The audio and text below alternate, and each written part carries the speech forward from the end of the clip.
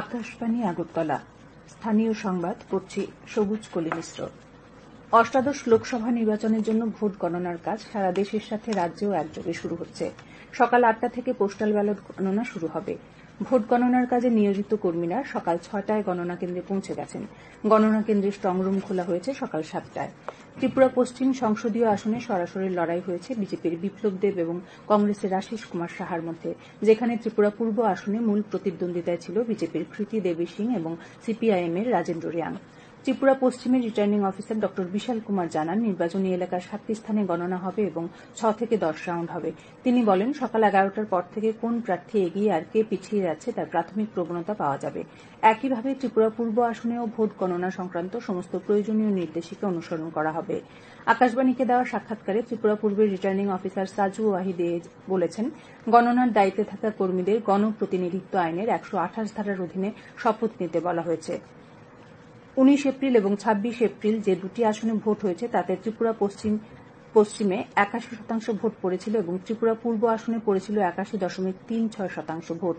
ত্রিপুরা পশ্চিম আসনে ১৪,৬৩,০০০ ভোটারের মধ্যে ১১,৯২,০০০ ভোটার তাদের ভোটাধিকার প্রয়োগ করেছেন। ত্রিপুরা পূর্ব আসনের মোট ভোটার ১৩,৯৬,০০০-এর মধ্যে ভোট দিয়েছে ১১,২২,০০০। অষ্টাদশ লোকসভা নির্বাচনে বড় কোনো হিংসার ঘটনা ঘটেনি বলে মুখ্য নির্বাচন কমিশনার রাজীব কুমার জানিয়েছেন। নতুন দিল্লিতে গতকাল এক সাংবাদিক সম্মেলনে তিনি জানান, ঝাড়খণ্ড, ছত্তিশগড়, ওড়িশা, মহারাষ্ট্র, পশ্চিমবঙ্গ, মণিপুর এবং জম্মু কাশ্মীর সহ অন্যান্য রাজ্য থেকেও সেরকম কোনো অপ্রীতিকর ঘটনার খবর পাওয়া যায়নি। তিনি বলেন, ২০২৪-এর লোকসভা নির্বাচনে ১১,২০,০০,০০০-এর বেশি মহিলা তাঁদের গণতান্ত্রিক অধিকার প্রয়োগ করেছেন, যা বিশ্বের মধ্যে সর্বোচ্চ। বিশ্ব রেকর্ড করে সার্বিকভাবে ৬৪,২০,০০,০০০-এর বেশি ভোটার এই নির্বাচনে অংশ নিয়েছেন।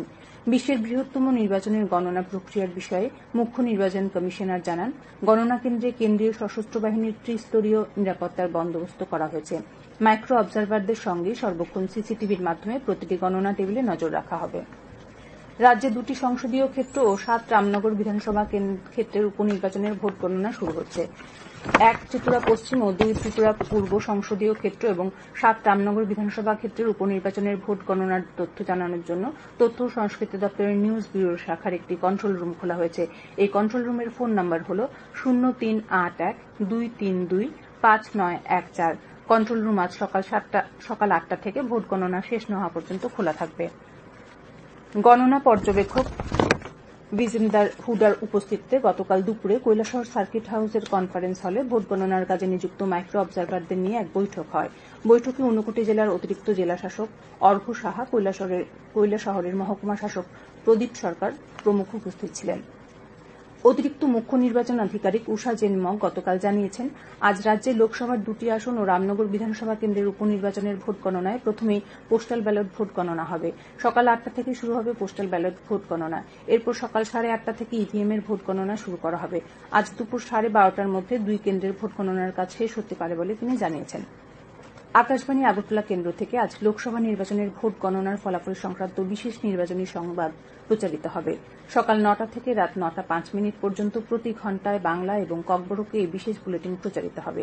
এছাড়াও বিশেষ নির্বাচনী ফলাফলের উপর বিশেষ আলোচনা অনুষ্ঠিত হবে দুপুর ১২টা ৫ এবং রাত ৮টা ১৫ থেকে। আজ রাতের নিয়মিত ককবরক ও বাংলা সংবাদ হবে ১৫ মিনিটের। আকাশবাণী আগরতলার সংবাদ সেবা বিভাগ আজ লোকসভা ও বিধানসভা আসনের নির্বাচনের ফলাফল প্রকাশের জন্য লোক নির্ণয় ২০২৪ নামে ১৫ ঘণ্টাব্যাপী একটানা দ্বিভাষিক অনুষ্ঠান প্রচার করবে। সকাল ৭টা থেকে রাত ১০টা পর্যন্ত এই সম্প্রচার চলবে। এই অনুষ্ঠান আকাশবাণী গোল্ড সহ আকাশবাণীর অন্যান্য চ্যানেল ও ডিজিটাল প্ল্যাটফর্মে শোনা যাবে। দূরদর্শনও নির্বাচনী ফলাফল জানানোর জন্য ব্যাপক উদ্যোগ নিয়েছে। প্রসার ভারতীর সিইও গৌরব দ্বিবেদী জানান, দূরদর্শন দিল্লির বিজয় চক থেকে সকাল ৭টায় বিশেষ অনুষ্ঠান শুরু করেছে। এআইজি আইনশৃঙ্খলা জ্যোতিষ্মান দাস চৌধুরী জানিয়েছেন, রাজ্যের সমস্ত ভোট গণনা কেন্দ্রগুলিতে ত্রিস্তরীয় নিরাপত্তার ব্যবস্থা করা হয়েছে। এছাড়া সারা রাজ্যে নির্বাচনোত্তর পরিস্থিতি মোকাবিলায় ১৬ কোম্পানি, কেন্দ্রীয় বাহিনী এবং প্রায় ৯,০০০ টিএসআর মোতায়েন করা হয়েছে। নির্বাচন এবং ভোট গণনার পর সারা রাজ্যে আইনশৃঙ্খলা পরিস্থিতি শান্তিপূর্ণ রাখতে এই বাহিনী মোতায়েন করা হয়েছে বলে জানান তিনি। আজ রাজ্যের সব জেলায় বিক্ষিপ্তভাবে বজ্রবিদ্যুৎ সহ বৃষ্টির সঙ্গে ঘণ্টায় 30 থেকে 40 কিলোমিটার বেগে ঝড়ো হাওয়া বয়ে যাওয়ার সতর্কতা জারি করেছে আবহাওয়া দপ্তর। এছাড়া উত্তর জেলা, ঊনকোটি, ধলাই, খোয়াই এবং পশ্চিম জেলায় বিক্ষিপ্তভাবে ভারী বর্ষণের সতর্কতাও জারি করা হয়েছে। আজ দিনের তাপমাত্রা সর্বোচ্চ 35 ডিগ্রি এবং সর্বনিম্ন 27 ডিগ্রি সেলসিয়াসের কাছাকাছি থাকবে বলে জানিয়েছে আবহাওয়া দপ্তর। স্থানীয় সংবাদ এখনকার মতো এখানেই শেষ হলো।